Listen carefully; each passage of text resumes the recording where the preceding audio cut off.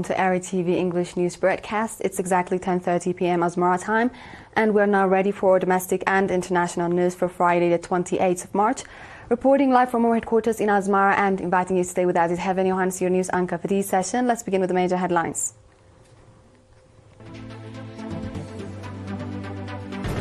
Training on administration and leadership in Mandafara. Training on beekeeping in Sarajah subzone.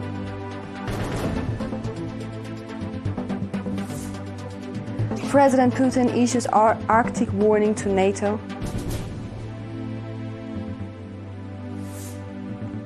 And two powerful earthquakes hit Myanmar.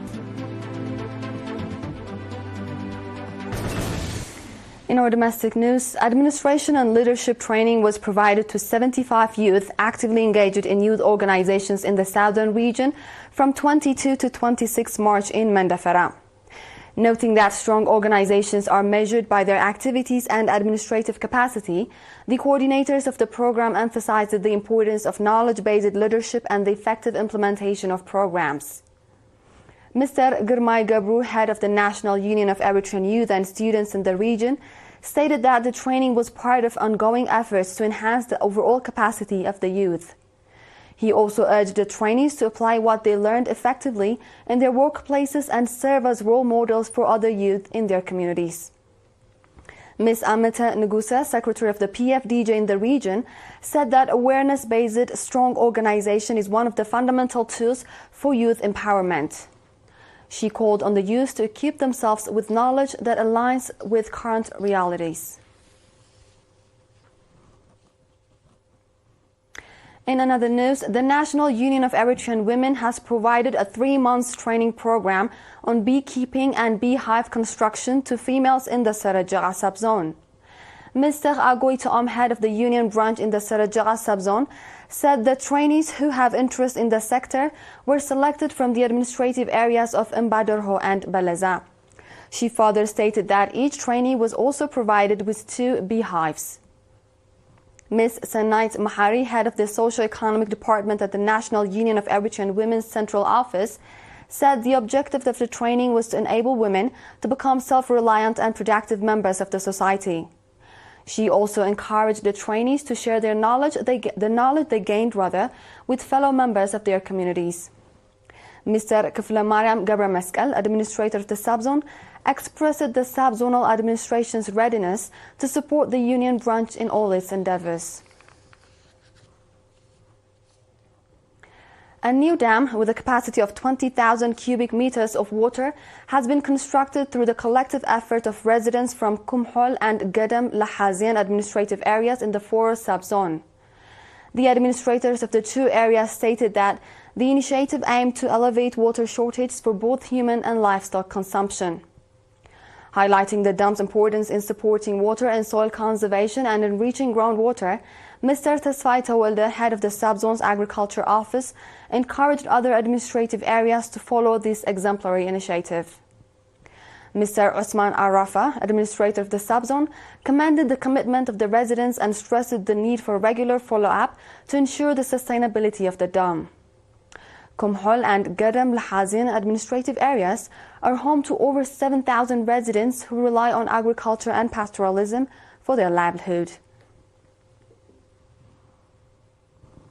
This wraps up our domestic news for this session. Dear viewers, we'll be back with the international ones after the short break.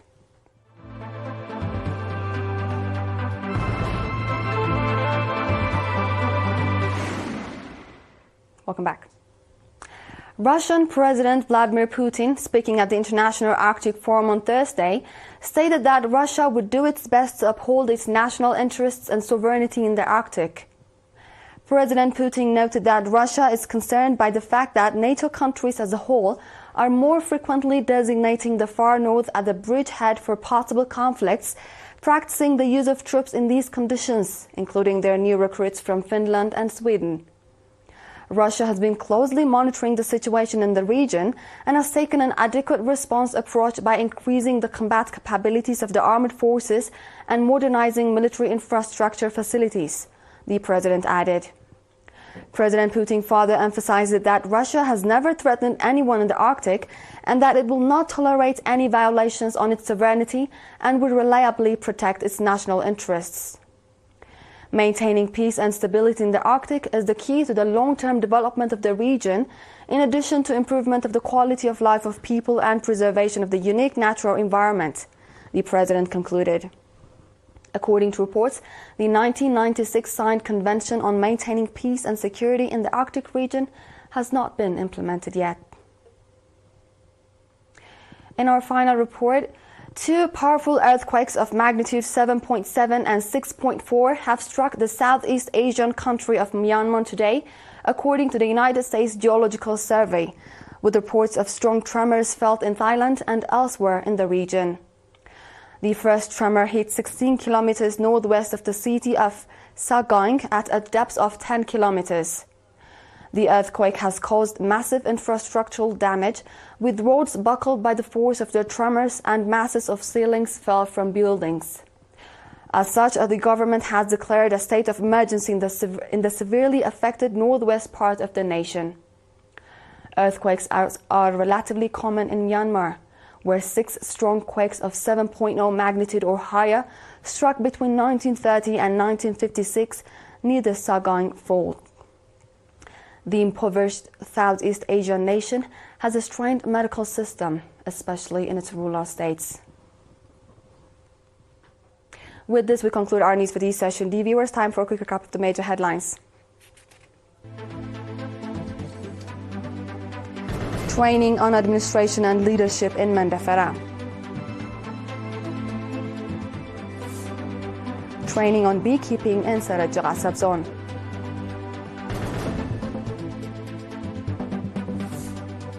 President Putin issues Arctic warning to NATO.